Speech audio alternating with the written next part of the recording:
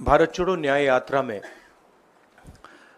मणिपुर से हम महाराष्ट्र गए और रास्ते में हज़ारों युवाओं ने कंप्लेन की थी कि हिंदुस्तान में नॉन स्टॉप पेपर लीक होते हैं। और आज आप सबको मालूम है कि नीट पेपर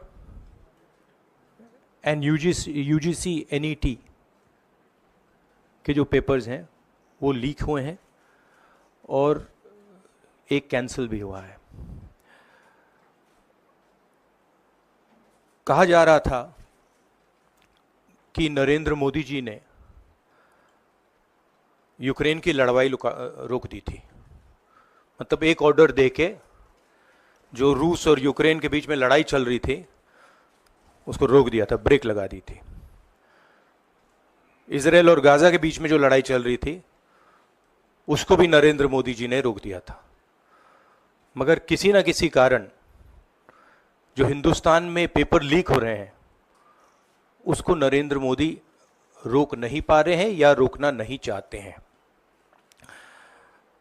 नुकसान स्टूडेंट्स का होता है। जो हिंदुस्तान के स्टूडेंट्स हैं, मैं जानता हूं कि आप इन एग्जाम्स के लिए महीनों सालों काम करते हो। ये आपका फ्यूचर है और आपके फ्यूचर से खिलवाड़ किया जा रहा है। मध्य प्रदेश में व्यापम हुआ और अब उस व्यापम को नरेंद्र मोदी जी और उनकी सरकार पूरे देश में फैलाने का काम कर रही है। मैं इंस्टीट्यूशनल कैप्चर की बात करता हूं, मीडिया की बात करी, अलग अलग हिंदुस्तान के जो संस्थाएं हैं उनकी बात की। यही एजुकेशन इंस्टीट्यूशंस में हो रहा है। पेपर लीक का कारण है कि सारे के सारे वाइस चांसलर्स, एजुकेशन सिस्टम को बीजेपी के लोगों ने, उनके पेरेंट ऑर्गेनाइजेशन ने कैप्चर कर रखा है। जब तक ये कैप्चर रिवर्स नहीं किया जाएगा तब तक पेपर लीक चलता जाएगा।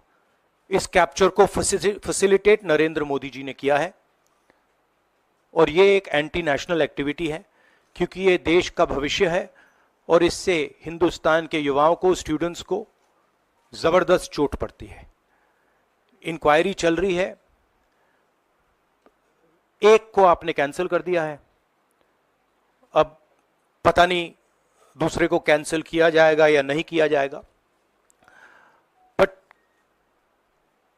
कोई ना कोई तो इसके लिए जिम्मेदार है और उनको एकदम पकड़ा जाना चाहिए और उन पे एक्शन लिया जाना चाहिए।